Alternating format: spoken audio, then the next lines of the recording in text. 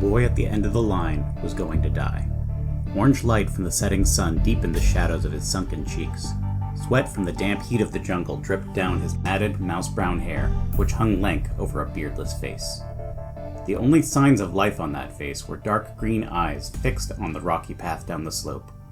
The boy was staggering down with limp arms, but he seemed to be choosing every step to minimize the exertion required to carry his scrawny body. He followed at the end of a line of nearly 50 other prisoners. On a second look, he was tall enough to be older than his bare chin suggested, but his boyish frame made him stand out among a population of perhaps 90% hulking men with wild beards and glaring eyes. Every prisoner wore an identical uniform, a crimson and yellow half-shirt and a pair of short trousers with each leg dyed in the same colors, forming a checkerboard pattern.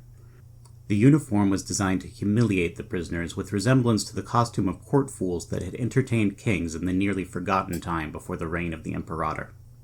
It was impossible to tell whether the boy was even wearing the shirt. Blood-red leaves, sharp and fern-shaped, completely covered his chest and shoulders. On the boy, the foliage grew lush and thick enough to conceal the woody vines that were rooted into the flesh of the host. Every prisoner was planted with the void creeper, but on the rest it was visible as a half-dozen blood-red fronds wrapped 2 or 3 times around the torso. The plant was feeding too greedily on the boy, leaving the flesh of his arms stretched too tight over his bones. A rock slipped under the boy's foot and he nearly fell. As he pitched forward, windmilling his arms, Biro saw the strings of his half-shirt peeking out from beneath the vines. The garment was designed to tie around the body like an apron so that it could be worn without disturbing the vine. Even a gentle tug on one of the roots would cause excruciating pain, and if one was pulled out, an agonizing death followed. From a perch hidden behind a large gray boulder, Tiberius Pontius Biro wondered how many days the boy had left before the vine planted in his flesh killed him. He had never seen a void creeper grow so thick. It was a punishment that was both monstrous and ingenious. It suppressed the bloodline magic of the host and was impossible to remove. Biro saw one of the other prisoners turning back to look at the boy and quickly dropped his head behind the boulder so he wouldn't be spotted. He wiped sweat from his brow and for a moment almost envied the way the prisoners' shirts exposed their stomachs and backs. Humiliation was one thing, but the relentless wet heat of this wretched island was another. Biro was covered in sweat beneath his bronze and leather armor. After waiting a good long moment, Biro peeked around the side of the boulder and saw no one looking in his direction, but a bit of motion near the end of the line caught his eye. A barren shrub the size of a dog stirred several feet away from the dirt path, near the cluster of prisoners at the end of the line. The branches of the shrub waved from an apparent breeze that did not touch the dust and dirt surrounding it. Someone else noticed the shrub too, and seemed to know what it meant. A young-looking woman with darkly tanned skin and sheer white hair that was clearly the result of an unfortunate genetic mutation. The girl stood out among the other prisoners even more than the boy had. White ochre blood hair was common enough in that lot, but women were unusual, and most of them were tall, broad, and covered in scars. What crime could this little waif have committed to be sent to the highest security prison in the Imperium? The white-haired girl's lips moved. Biro couldn't hear, but saw that she caught the attention of a bent-backed old man with a grizzled beard and that same sallow-faced boy with the overgrown creeper. Whatever the girl said, it was too late.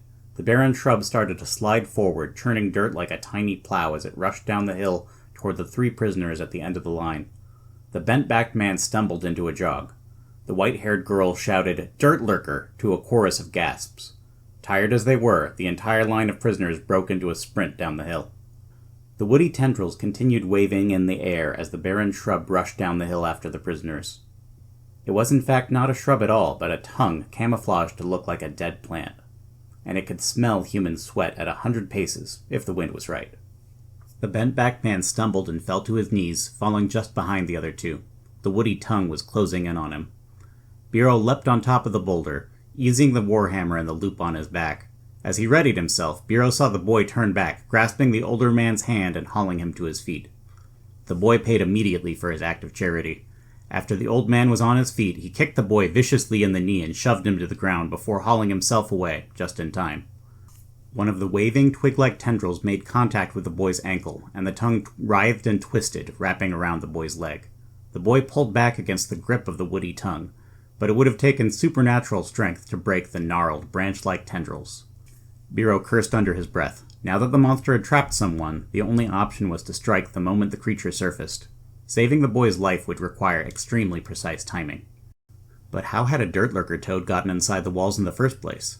Of course, stone walls, no matter how tall, were not a barrier to a creature that could swim through dirt as a dolphin swam through the ocean.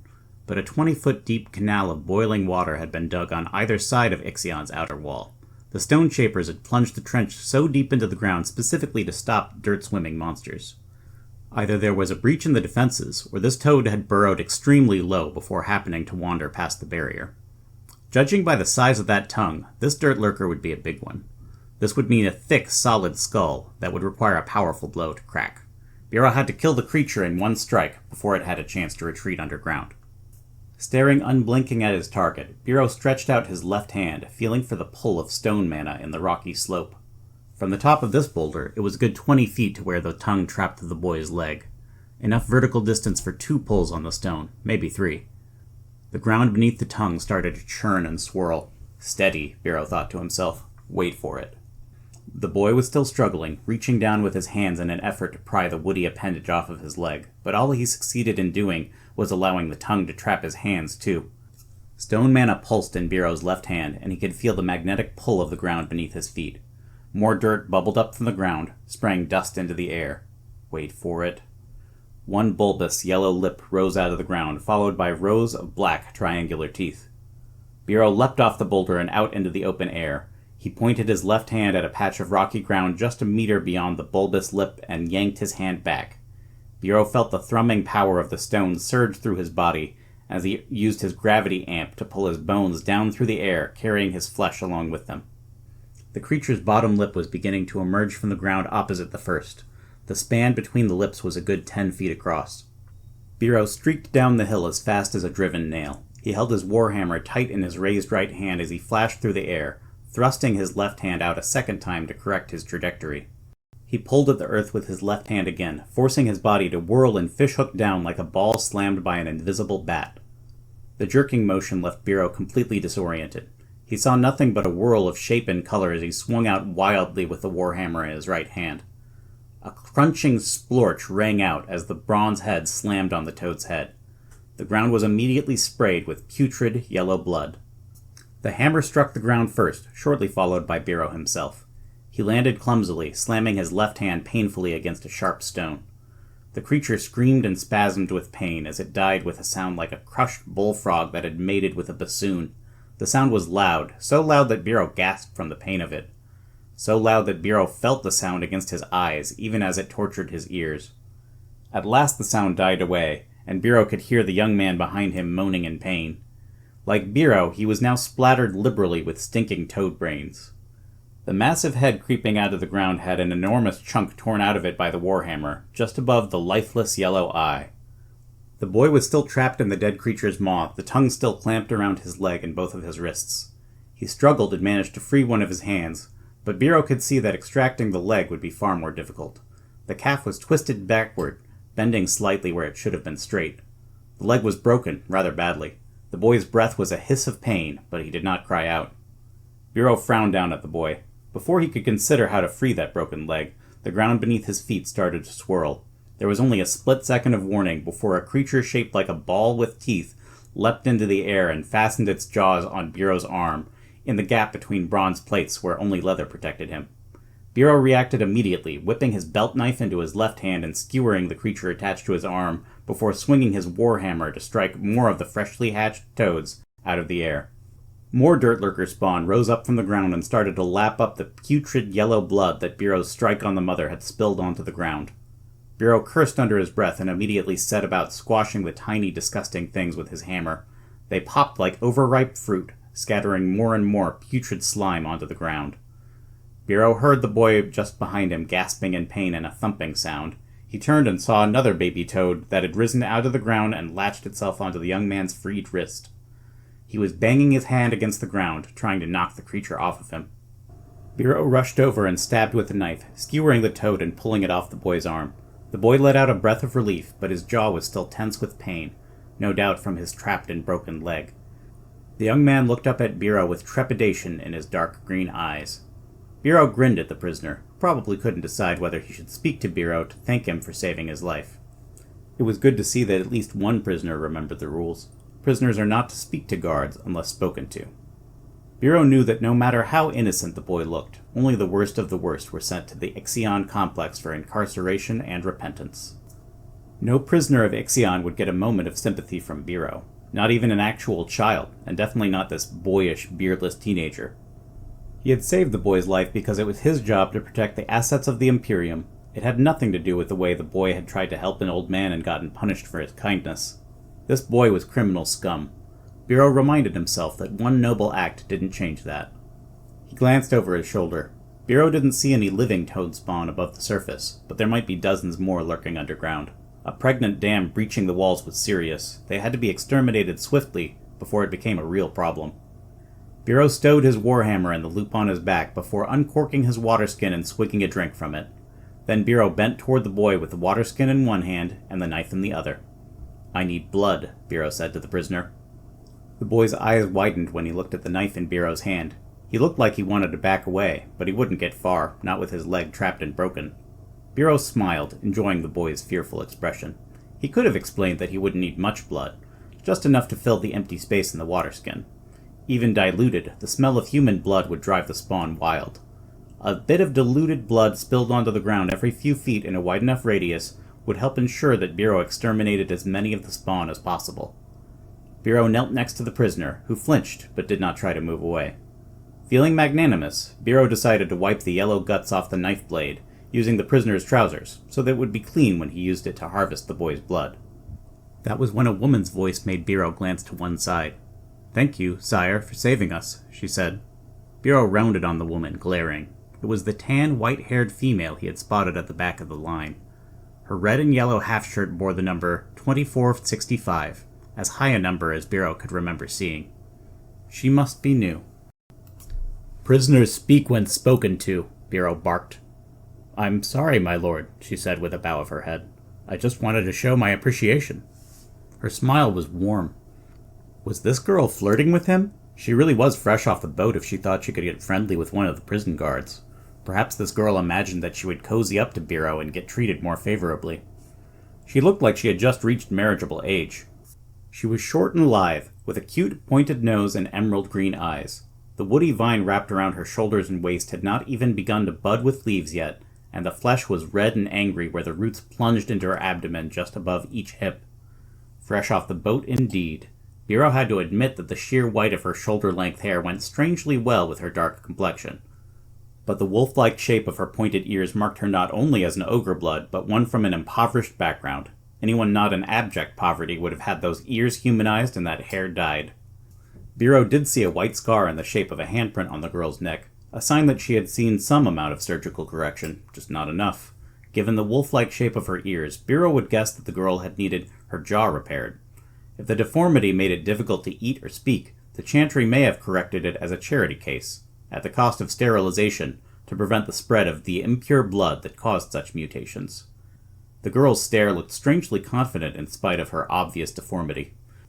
The way she held herself made her pointed ears seem pleasantly exotic, rather than a mark of shame.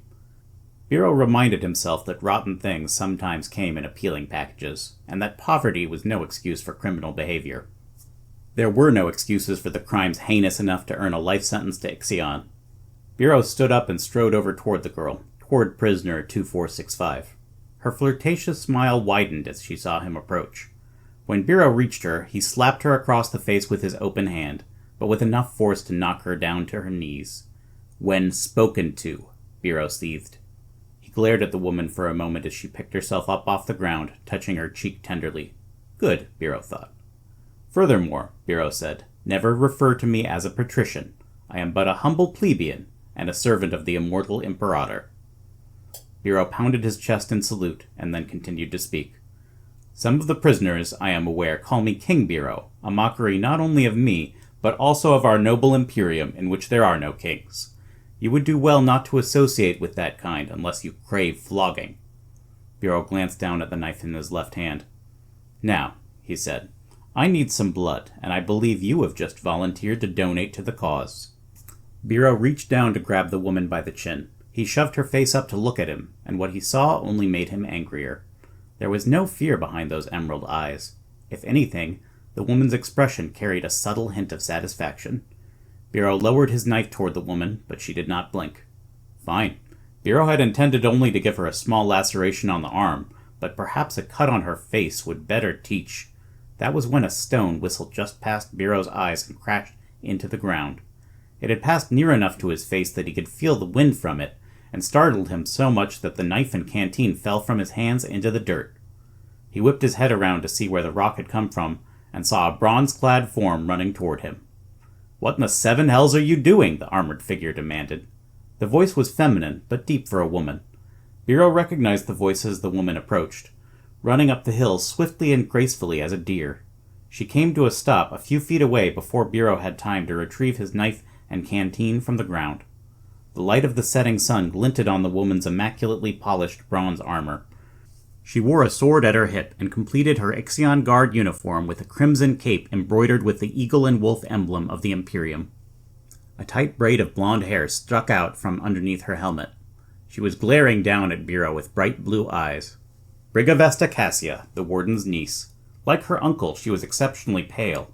She had strong, almost regal features, though someone uncharitable might suggest that her wide shoulders and the stoutness of her jaw made her look less feminine than a truly pretty woman. Biro was certainly feeling uncharitable towards the ugly cow now. He couldn't believe he had once considered trying to make her his woman. He had a few options while stationed at Ixion, and marrying into the family of the warden certainly wouldn't have hurt his career prospects.